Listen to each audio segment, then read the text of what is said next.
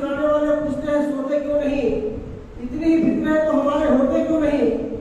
मैं क्या बताऊं कैसी परेशानियों में हूँ, कागज का एक नाम हूँ और पानियों में, कागज का एक नाम हूँ और पानियों में हूँ। इसलिए कहना पड़ता है न रुकी है वक्त की गर्दिश न जमाना बंदा है, न रुकी है वक्त की गर्दिश न जमाना बंदा है।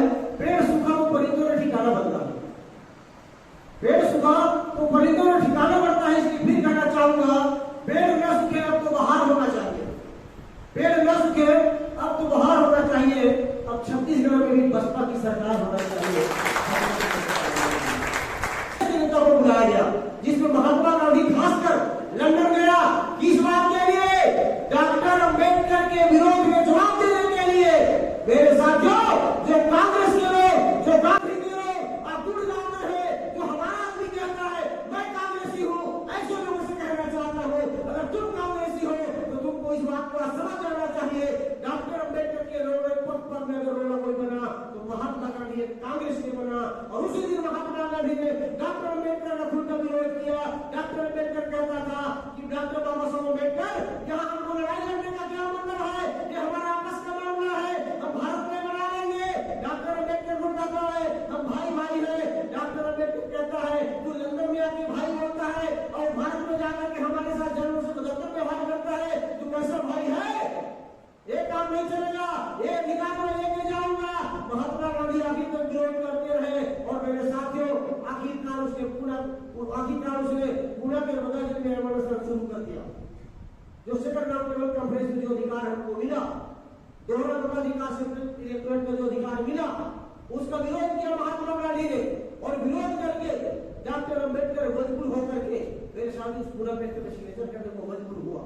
आपको ये बात सब घटना मालूम है, कोई नई बात नहीं। बताने का मकसद यह है कि साथियों आखिर इस देश के अंदर में जो साइमन कमीशन आया, तो साइमन कमीशन के सामने डॉक्टर अंबेडकर ने अपने सामाजिक दशा के बारे में बात रखा, लेकिन पिछड़ा वर्ग के साथियों ने महात्मा गांधी एंड कंपनी की कहने यहाँ पे आकर साइमन कमीशन का विरोध किया और कहा कि go back to Simon Commission, Simon Commission तुम वापस जाओ, और वापस जाने का नारा लगाया और काला झंडा दिखाया। मेरे साथी उसके फलस्वरूप पिछड़ा वर्ग के लोग आज उनके बरगलाने में, उनके कहने में आज भी वही पड़े हुए हैं और पिछड़ा वर्ग अपने हित को आज भी सुनिश्चित नहीं कर पा रहा मेरे साथियों। लेकिन डॉक्टर अंबेडकर का दरिया दिल है कि डॉक्टर अंबेडकर ने जब भारत के संविधान बनाने का मौका मिला तो बाबा साहब अम्बेडकर ने पिछड़ा वर्ग के लोगों को भी भारतीय संविधान में उसे धारा 340 में उसने इनके बारे में लिखा कि सरकार चाहे जिसकी रहे उसकी जिम्मेदारी है कि उसकी समाज की संख्या की सर्वे कराए और सर्वे कराने के बाद उसकी संख्या के आधार पर उसके अनुपात में उसको आरक्षण की व्यवस्था करे। लेकिन दुर्भाग्य की बात है साथियों, आजादी के 75 वर्ष बीत गए और आजादी के 75 वर्षों में आज भी पिछड़ा वर्ग वही पड़ा हुआ है, जागरूकता नाम की चीज नहीं है। इसीलिए क्योंकि आज पिछड़ा वर्ग सम्मेलन भी नाम दिया गया था, हमारे साथियों को बोला गया था कि पिछड़ा वर्ग के साथियों को लेके आइए, लेकिन साथियों हो सकता है शायद वो आने के लिए सहमत न हुए हो क्योंकि इस बात की आज जागरूक नहीं है। मेरे साथियों बड़े दुख के साथ कहना पड़ता है कि आज आजादी के 75 वर्षों में आज भी पिछड़ा वर्ग वही के वही पड़ा है। उसका अगर हम आंकड़ा देखें, अगर सरकार की आंकड़ा देखें तो आज उनकी हालत बस से बदतर है। ऐसे लोगों की दशा को कौन सुधारेगा। मेरे साथियों बाबा साहब अम्बेडकर को ये बात मालूम था, लेकिन दुख के साथ कहना पड़ता है डॉक्टर अंबेडकर ने ऐसे लोगों के लिए कहा था कि मेरे समाज के लोगों अगर मुक्ति चाहते हो तो सब तक उस मंदिर में कब्जा करो जहाँ सबको भाग्य बंधन मिलता है। जिस दिन इस समाज के लोगों को इस बात का पता चल जाएगा कि वोट से सब चीज हासिल हो सकता है तो साथियों उस दिन अपने वोट के अधिकार का अगर उपयोग कर लेगा तो मेरे साथियों उसकी समाज की दुर्दशा बदल सकती है। लेकिन बड़े दुख के साथ कहना पड़ता है कि आज भी वोट के अधिकार को समझ नहीं पाया और डॉक्टर अंबेडकर को अपना मसीहा नहीं समझ पाया, डॉक्टर अंबेडकर को अपना नेता नहीं समझ पाया। आज भी डॉक्टर अंबेडकर को अनुसूचित जाति का नेता माना जाता है। इसलिए बड़े दुख के साथ कहना पड़ता है ऐसे लोगों के दिमाग में इस बात को डालना जरूरी है। जब तक पिछड़ा वर्ग के बीच में हम बहुजन समाज की बात को लेकर नहीं जाएंगे, बहुजन समाज के विचार को लेकर नहीं जाएंगे, महापुरुषों के विचार को लेकर नहीं जाएंगे, छत्रपति साहू जी के विचार को लेकर नहीं जाएंगे, तब तक बहुजन समाज बन नहीं सकता। इसलिए मेरे साथियों छत्रपति साहू जी महाराज का जन्मदिन है। ऐसे मौके पर मैं कहना चाहता हूँ छत्रपति साहू जी महाराज जिन्होंने इस देश के अंदर में आरक्षण का शुरुआत किया, आज हम जो भी प्रत्यार्पण हमको मिलता है और जो रिजर्वेशन मिलता है अपने राज्य में, इसने 50% आरक्षण लागू किया। और आपको मालूम होना चाहिए, राज शिक्षक साहू महाराज इतने बड़े महाराजा होने के बाद हमारे साथी बोल रहे थे वो अपने खुद के किचन में नहीं जा पाते थे। ऐसी देश की सामाजिक दुर्दशा, किचन में जा पाते थे। साथियों, जब सेकंड राउंड टेबल कॉन्फ्रेंस में ना डॉक्टर अंबेडकर जब भारत की दुर्दशा को तर्कपूर्ण रख रहा था तो एक ही आदमी था छत्रपति साहू जी महाराज, जो बड़ा खुश हो रहे थे क्योंकि उसी ने वजीफा दे करके डॉक्टर अंबेडकर को लंदन में पढ़ने के लिए भेजा। मेरे साथियों, धन्य हो मैं कुर्मी समाज को और कुर्मी महाराजा को, हम उसके ऋणी हैं जिन्होंने डॉक्टर बाबा साहब अम्बेडकर को विदेश में पढ़ाने के लिए वजीफा दिया।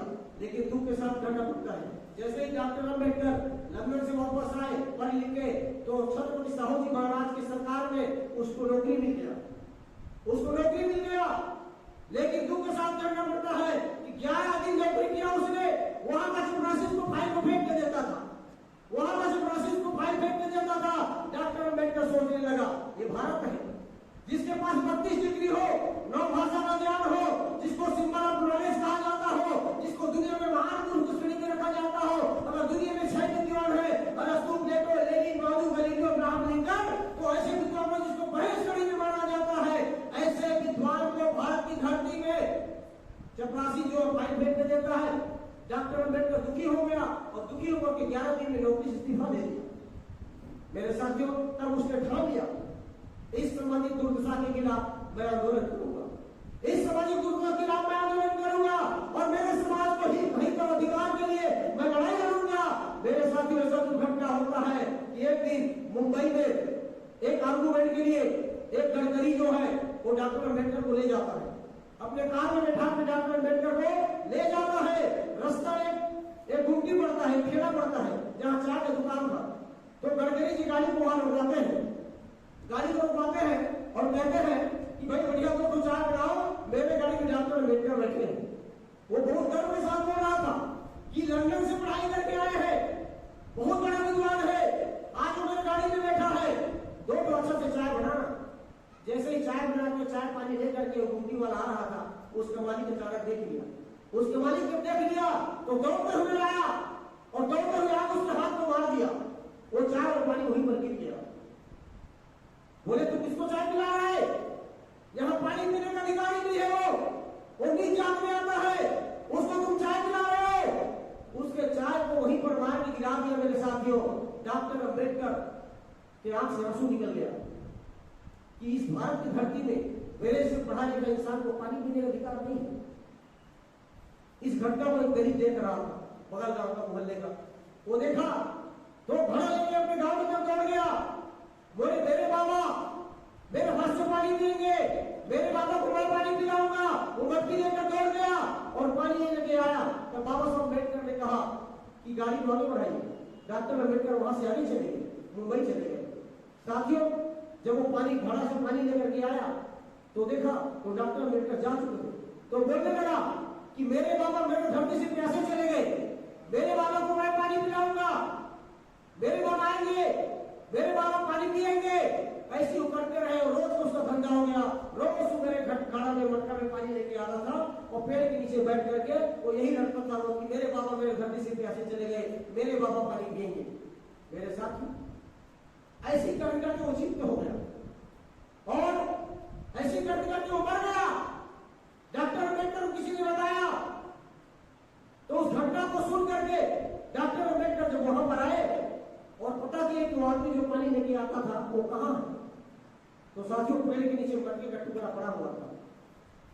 तो साथियों ने बताया कि बाबा साहब अम्बेडकर वो आदमी तो मर चुका है और रोज यही करके फिरता था, मटके में पानी लेके आता था, मेरे बाबा मेरे धरती से प्यासे चले गए, मेरे बाबा को मैं पानी पिलाऊंगा। ऐसी कहते करके उमर गया। बाबा साहब की आंखों में आंसू आ गया, कितने अनाथ प्यार करने वाले लोग मुझे है। और बाबा साहब अम्बेडकर उस मटकी के टुकड़े को फूल बना के वहां से थाली दे करके बाबा साहब को मुंबई चले गए। मेरे साथियों, उसी दिन बाबा साहब ने थोड़ा ठान लिया, उसी दिन सबों में ठान लिया कि मेरी समाज की जो दुर्दशा है, मेरे जैसे पढ़े लिखे आदमी की जब ये हालत है तो गांव में रहने वाले आम लोगों की क्या हालत होगी। इसलिए ऐसे सामाजिक व्यवस्था को नेस्तनाबूद करूंगा। अगर मैं नहीं कर पाया तो अपने आप को गोली मार लूंगा। मुझे जीने का अधिकार नहीं है क्योंकि मैं मात्र पढ़ा लिखा इंसान हूं। भारत की धरती में और डॉक्टर अम्बेडकर ने सौगंध लगा करके मेरे साथियों फिर जो है उसने निश्चय ले लिया और भारत का संविधान बनाने का जब मौका मिला तो ऐसे तमाम लोगों को हक अधिकार उसने दिया। साथियों, बाबा साहब अम्बेडकर की जो संघर्ष की कहानी वो बहुत ही मार्मिक। उसने जो बलिदान दिया, जो त्याग किया, वो और कोई नहीं कर सकता, किसी की बस की बात नहीं है। लेकिन उसके बाद भी आज हमारा वर्ग आज भी समझ नहीं पा रहा है कि बाबा साहब ने कितना त्याग करके आज हमको अधिकार दिया और हम क्या कर रहे हैं, हम अपने भोग विलास में व्यर्थ हैं। मेरे साथियों, समय निकाल करके जब तक आप बाबा साहब के मिशन को समझते हैं तो उसके कारणों को आगे बढ़ाने के लिए आपको सामने आना होगा, आगे आना होगा। मेरे साथियों, घर की पारिवारिक जिम्मेदारी से निपट के सामाजिक और राजनीतिक जिम्मेदारी का भी निर्वहन करना होगा। और जब तक आप इस काम को नहीं करेंगे, आखिर कौन करेगा, ये किसकी जिम्मेदारी है। इसलिए आप लोगों से निवेदन करना चाहता हूं कि साथियों, एक बहुत अच्छा अवसर 2023 में छत्तीसगढ़ में विधानसभा का चुनाव होगा और ये हमारी अच्छा अवसर है। अगर छत्रपति साहू जी महाराज को हम जन्मदिन के अवसर पर हमें संकल्प लेना चाहिए कि आने वाला जो समय है उस समय में इस सारी घटनाक्रम को एक ऐसा मसीहा माननीय साहब काशीराम जी, जिसने गरीब से देखा और सुना और जाना और पढ़ा, बहुत सारे विद्वान इस देश के बड़े बड़े किताब लिखने वाले, बड़े बड़े पुस्तक पढ़ने वाले, कई घंटों पुस्तक पढ़ते रहे,